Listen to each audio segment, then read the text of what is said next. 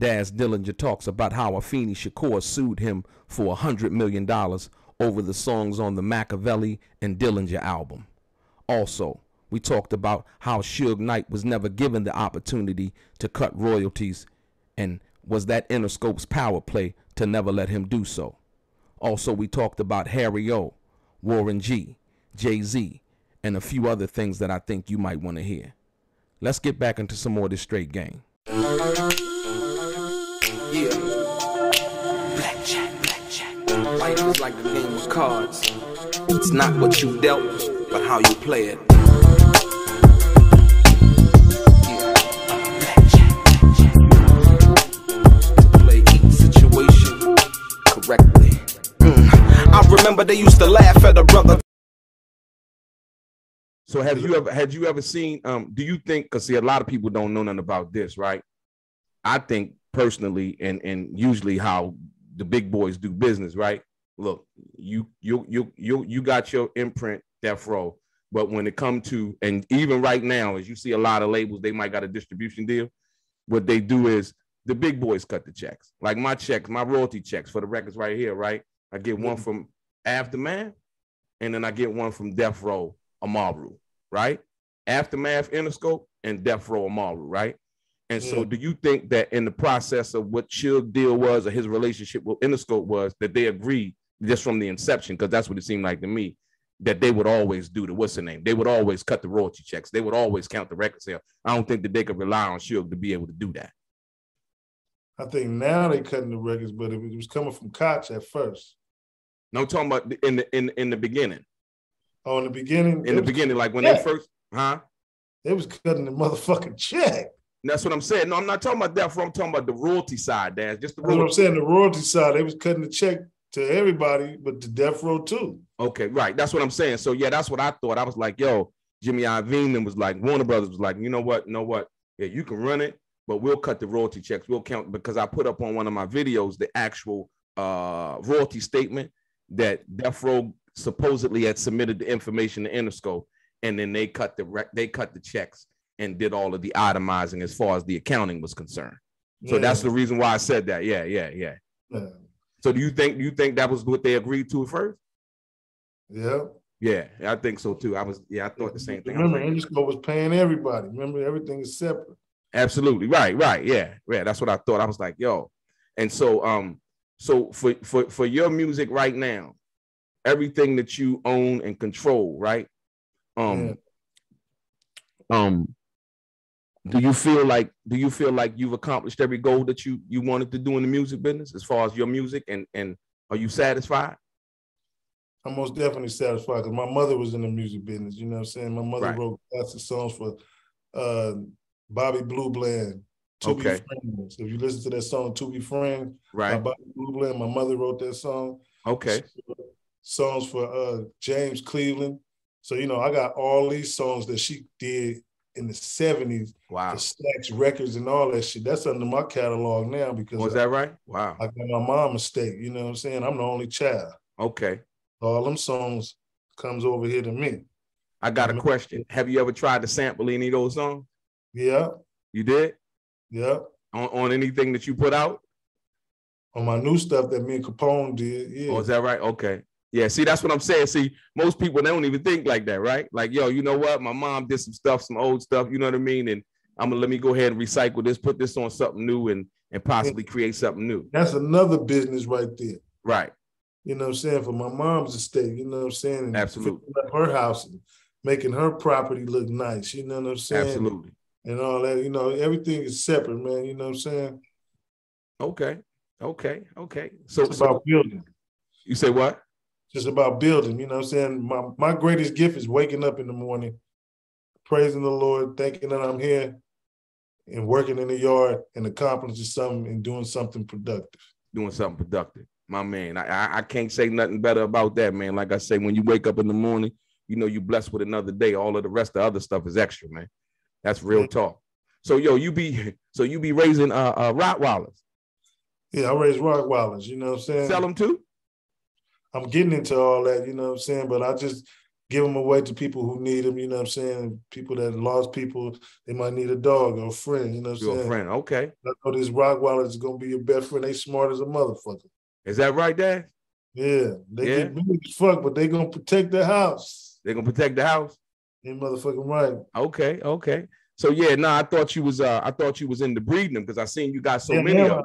I am, you know, I breed them and give them out, you know what I'm saying? But I'm going to start selling them now because I got AKC papers. I got one big head Rottweiler named Max. He's a little puppy German, you know what I'm saying? I got papers on him. So he's direct from Germany, you say? Yeah. Okay. I got another one coming from Russia. Oh, God. Coming from Russia. And that little motherfucker, Vatamore. He seriously, he on his way? Yeah, you know what I'm saying? They got Russian Rottweilers too. Okay, so they're a little bit meaner than the ones we have here? They got, you know, if you look at Rottweilers, some got a big head, some got a little head, and some got a droopy head, you know what I'm saying? Right. Just having multiple dogs. There's multiple dogs. Okay. Nah. I got to ask you a question. So you and Warren G, what's y'all relationship like? We cool in the motherfucker from Long Beach. Absolutely. I mean, I know that part, but I'm just saying. Everybody from Long Beach, we know each other. No, because the reason why I asked that, and absolutely, and the reason why I asked that, because your boy Reggie Wright Jr. spoke on Warren G, and he really didn't know him. That kind of hit me because I know Warren. He ain't never fuck with me. He ain't never fuck with Reggie. Warren G serious as a motherfucker. You better leave G-Dub alone. He said he better leave him alone, Dad. Yeah, Warren ain't never been one to play around. Like I said, I met Warren on a couple of occasions, man. It's always been a good dude. I got some stories that I can't tell, but they all gangster though. Yeah. I don't want you to get into it like that. Yeah, absolutely. So you know what? Guess what? Don't get it twisted. G-Dub is gangster. Yeah. And you know what else though? Like I said, certain things shouldn't be spoken about. You know what I mean? And that's another thing that I respect about certain people who understand that, man, that everything ain't for the public consumption. But it seems like for Reggie Wright, like I said, this nigga said I was gay, nigga. I'm like, nigga, I didn't even trip, right? But I'm like, yo, I've been with the same woman for 30 years, man. I got children, man. You know what I mean? So for me, until you apologize, you can't speak no untruth because I'm gonna get you. You've been putting your motherfucking foot on his fat. No, listen to me, Daz, and I don't want to come across as, you know what I mean? Because listen, when he said that about me, it's like, brother, you don't know me, you never met me. And so when he said that, for me, it's a sign of disrespect because you don't have any other information that you can go on. And I would never call another man, invite a man to my private parts or say anything about his sexuality, and I don't know nothing about him. So that put me on point. I'm like, okay, so he really doesn't care. Okay, so you won't be able to speak any untruths involving me as long as I can see your page on your what's the name. I'm all because, like I said, once again, he's been lying over these years, and once he said my name, he brought my attention to that. So I just wanted to say that, man, and hear him talk about Warren like that, knowing Warren don't really move like that, and don't even know, cuz. Yeah, he don't move like that, and so that's the thing that hit me. I'm like, hold on, man, you saying, and then the same thing with Harry O, like, dude, Harry O a snitch? Harry O alone, huh? You better leave him alone. That's what. That's it, man. You better leave him alone. No, I'm just saying because there's a certain code, like you say once again, but from his police officer background. That's wrong. Yeah. He said from his police officer background, I don't think he see that though, Daz. Yeah. So, yeah, that's what I wanted to say about that though. But I tell Reggie Wright like this, yeah, nigga, this death row, nigga. Right. Yeah, you know what it is, nigga. We got that, nigga. Yeah. He say Suge still on death row. Yeah. The row? Yeah.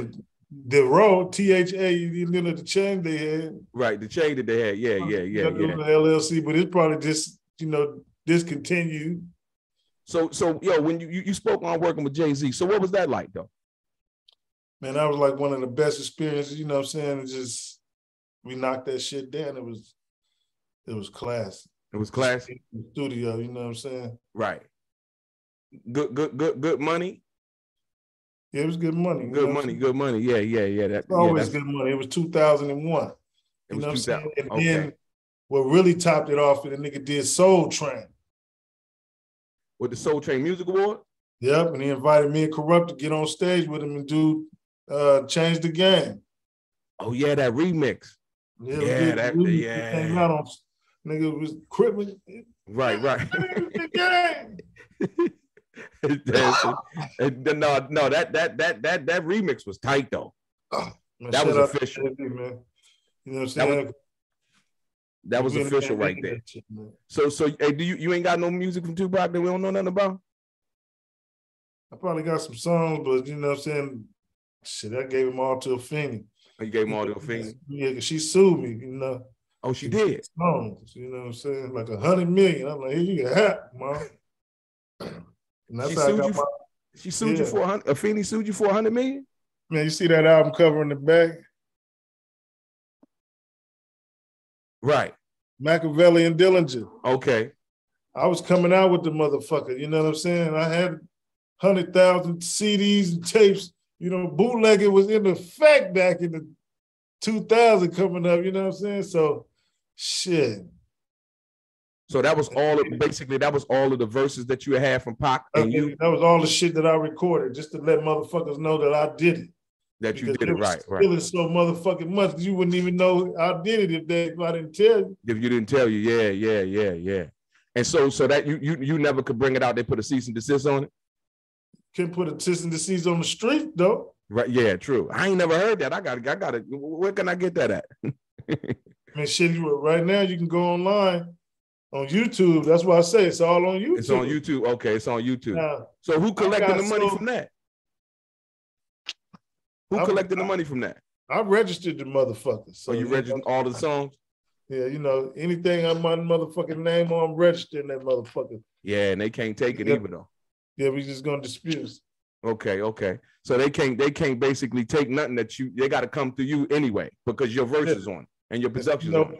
You know, not ASCAP or BMR, but nigga, but the copyrights. Absolutely. Yeah. That's what I'm talking about. That's a whole nother thing. You know, you can't fuck yourself out of that. Yeah. That's powerful, man. That's powerful. Daz Dillinger in the building, a legendary hip hop producer, OG to the game, Platinum Plus. Yeah, you know who he is. Your boy DELRAY, straight game. My man. You a fool, Dad. All right, for sure, DELRAY. All right, my man. Hey, look, one love, man.